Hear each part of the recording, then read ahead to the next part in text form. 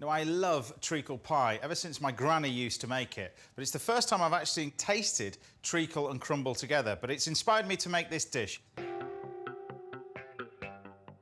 So the first thing we need is to make our pastry.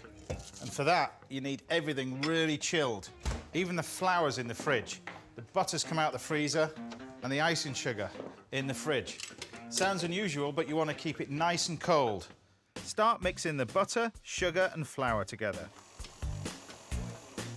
Now, the secret of having things really chilled is the butter incorporates with the flour much better and you get a finer crumb. So you get a much better pastry at the end of the day. When the mixture resembles fine breadcrumbs, add 1 egg to bind the pastry together. You don't want to over-mix it because it's going to toughen up that flour, and if it toughens up the flour, it's going to shrink when you line your tart tin. Finish bringing the pastry together by hand and then wrap it in cling film. This needs to sit in the fridge now for a good 30 minutes. And once rested, it's firm enough to roll out on a lightly floured surface. Make sure you get it nice and thin. So you roll it over the rolling pin. Very quickly, just get a non-stick flan case and then roll it over the top, lifting it above. You don't want to allow the rolling pin to touch the case, because otherwise it will break it. Then tuck the pastry into the tin, being careful not to pull or stretch it. Trim around the edge, then line the case for baking.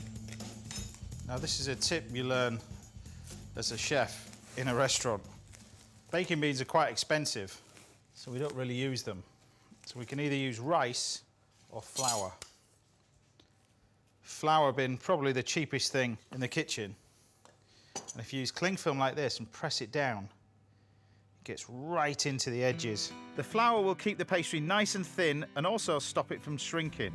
And baking it at this stage will ensure the pastry is fully cooked and remains crisp when filled. Cook for 15 minutes until the pastry is golden brown. Now get on with the treacle filling. It's just eggs and golden syrup whisked together. Treacle tart traditionally uses breadcrumbs to help it set, but eggs do the trick in this recipe, which makes for a lighter pie. Fill that up. Now what I'm going to do is just finish this off with some pecan nuts.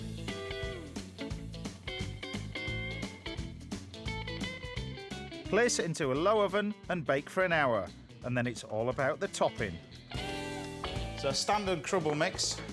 It's butter, flour and demerara sugar rubbed together and spread it out onto a baking tray. But the secret to this, and I think it's the secret to anything that contains that amount of treacle, is salt. It cuts through the sweetness of the treacle and enhances the flavour. Add a good pinch to the crumble mix and then it's ready to bake. And cook this for about 10 minutes.